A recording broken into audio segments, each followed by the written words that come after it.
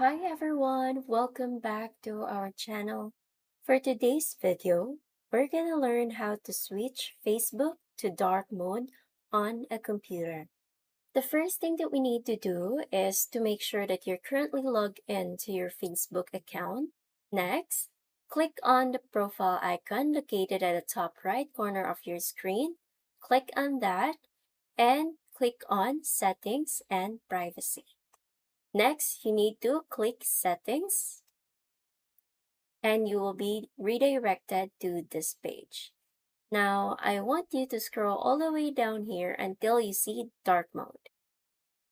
Click on that and you just need to turn it on. And that's it. That's how you switch Facebook to dark mode on a computer.